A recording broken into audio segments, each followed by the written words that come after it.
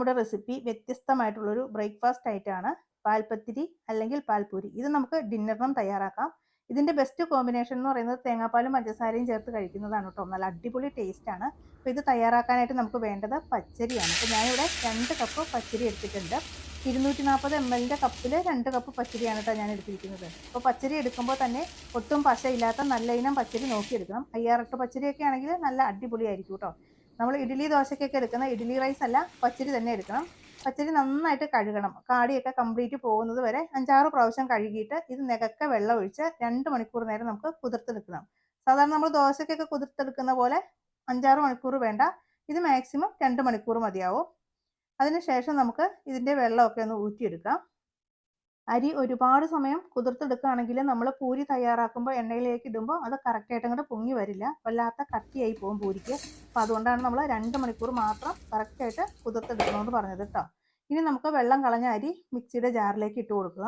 അപ്പോൾ ഞാൻ ഒരുമിച്ച് അരി എല്ലാം കൂടെ ഈ ജാറിലേക്ക് ഇട്ട് കൊടുത്തിട്ടുണ്ട്. ഇനി ഇത് അരയ്ക്കാൻ ആവശ്യത്തിന് കുറച്ച് മാത്രം വെള്ളം ഒഴിച്ചു കൊടുക്കുക.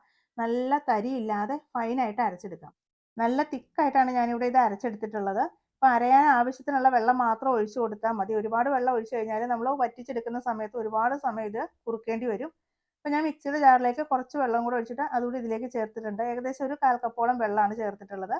പിന്നെ ഇതിലേക്ക് ചേർക്കുന്നത് 1/2 കപ്പ് വറുത്ത റവയാണ്. അതിൻ്റെ കൂടെ 1 ടീസ്പൂൺ പഞ്ചസാരയും പിന്നെ പാകത്തിനുള്ള ഉപ്പും കൂടെ ഇട്ട് കൊടുത്തിട്ട് നന്നായിട്ടൊന്ന് മിക്സാക്കി കൊടുക്കാം. ഈ സമയം ഞാൻ ഫ്ലെയിം ഓൺ ചെയ്തിട്ടില്ല കേട്ടോ.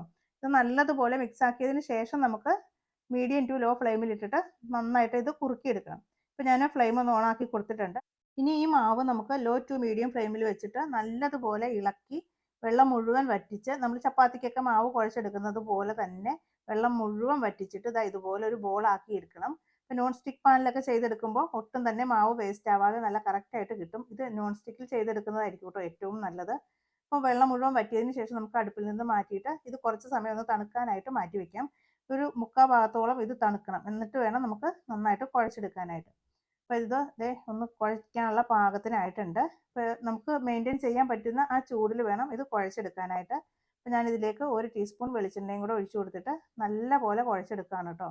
അപ്പോൾ കൈകൊണ്ട് നന്നായിട്ട് ഞെക്കി നമ്മൾ ചപ്പാത്തിക്ക് കുഴച്ചെടുക്കുന്നത് പോലെ തന്നെ കൗണ്ടർ ടോപ്പിലോ അല്ലെങ്കിൽ ഇതുപോലൊരു ഷീറ്റിലൊക്കെ ഇട്ടിട്ട് നന്നായിട്ട് കുഴച്ചെടുക്കണം.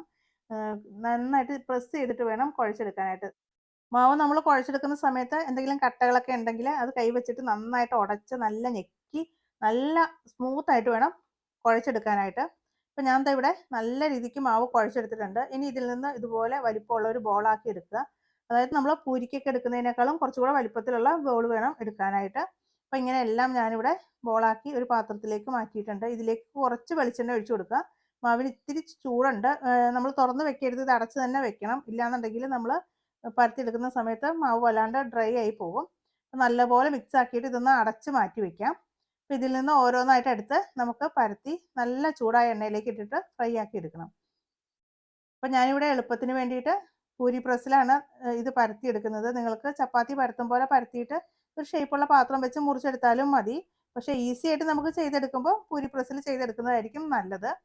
അപ്പോൾ ഞാനിത് ഇതുപോലെ അടച്ച് ഒരു സൈഡിൽ മാറ്റി വയ്ക്കുകയാണ്. ഇനി ഇതുപോലെ പൂരി പ്രസ് എടുത്തിട്ടുണ്ട്. ഇതിൽ 2 സൈഡും നന്നായിട്ട് എണ്ണ തേച്ചതിന് ശേഷം നമുക്ക് ഓരോ ബോളും വെച്ചിട്ട് ചെറുതായിട്ട് ഇതുപോലെ ഒന്ന് പരത്തി കൊടുക്കാം. പൂരിയേക്കാളും ഇത്തിരി കട്ടിയിലേക്ക് വേണം പരത്തി എടുക്കാനായിട്ട്. അപ്പോൾ ഞാൻ ഇതുപോലെ പരത്തി എടുത്തിട്ടുണ്ട്. ഇത് വലിപ്പമുള്ളതാ വേണമെന്നുണ്ടെങ്കിൽ ഇങ്ങനെ തന്നെ നമുക്ക് പൊരിച്ചെടുക്കാം. പക്ഷെ നമുക്ക് കുറച്ച് എല്ലാം ഒരേ ഷേപ്പിലാവാൻ വേണ്ടിയിട്ട് ഇതുപോലൊരു ഷേപ്പിൽ മുറിച്ചെടുക്കുന്നതായിരിക്കും നല്ലത്. കാണാനും നല്ല ഭംഗിയാണ്. അപ്പോൾ എല്ലാം ഒരേപോലെ ഇരിക്കുമ്പോൾ കാണാനും നല്ല ഭംഗിയാണ്, ഒരേ വലിപ്പത്തിൽ തന്നെ ഉണ്ടാവും. അപ്പോൾ ഞാനിതെല്ലാം ഇതുപോലെ തന്നെ പരത്തിയെടുക്കട്ടെ കേട്ടോ.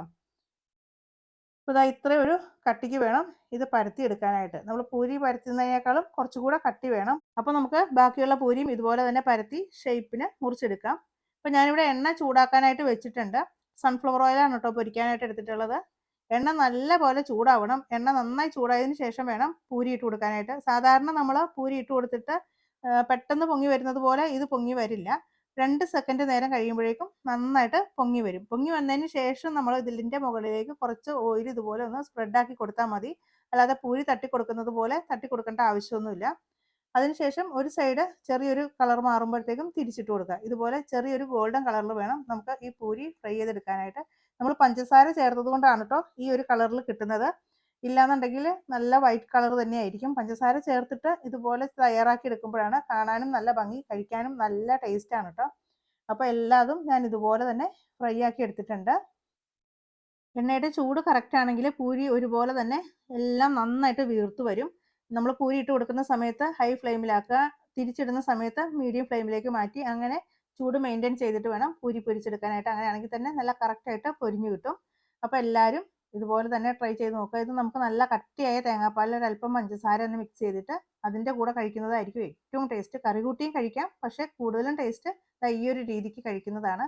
അപ്പോൾ ഇത് നമുക്ക് ബ്രേക്ക്ഫാസ്റ്റ് ആയിട്ടും അല്ലെങ്കിൽ ഡിന്നറിനൊക്കെ വളരെ എളുപ്പത്തിൽ ഉണ്ടാക്കിയെടുക്കാം. നല്ല വ്യത്യസ്തമായ ഒരു പൂരി, നല്ല ടേസ്റ്റുമാണ്. സാധാരണ നമ്മൾ ഗോതമ്പ് പൊടിയും അല്ലെങ്കിൽ മൈദയൊക്കെ വെച്ചിട്ട് ചെയ്യുന്ന പൂരിനേക്കാളൊക്കെ നല്ല അടിപൊളി ടേസ്റ്റാണ് കേട്ടോ. അപ്പോൾ എല്ലാവരും മസ്റ്റായിട്ട് ഇത് ട്രൈ ചെയ്ത് നോക്കുക. അപ്പോൾ എല്ലാവരുടെയും വീട്ടിലുള്ള എപ്പോഴും ഉള്ള ഇൻഗ്രീഡിയൻസ് മാത്രമാണ്. വളരെ എളുപ്പത്തിൽ നമുക്കിത് ഉണ്ടാക്കിയെടുക്കാം. 2 മണിക്കൂർ നേരം പച്ചരി കുതിർത്തെടുക്കേണ്ട ആവശ്യമുള്ളൂ. അതുപോലെ തയ്യാറാക്കുന്ന സമയത്ത് പഞ്ചസാര ചേർത്ത് നിങ്ങൾക്ക് തയ്യാറാക്കാം, ഇല്ലാതെയും തയ്യാറാക്കാം. അപ്പോൾ പഞ്ചസാര ചേർത്ത് തയ്യാറാക്കുമ്പോൾ കാണാൻ നല്ല ഭംഗിയും നല്ല കളർഫുൾ, നല്ലൊരു കാരമൽ കളറിൽ നല്ലൊരു ഭംഗിയായിട്ട് നമുക്ക് പൂരി തയ്യാറാക്കി എടുക്കാൻ പറ്റും. അപ്പോൾ അതൊക്കെ ഒന്ന് ശ്രദ്ധിച്ചു കഴിഞ്ഞാൽ എല്ലാവർക്കും ഈസി ആയിട്ട് ഉണ്ടാക്കിയെടുക്കാം.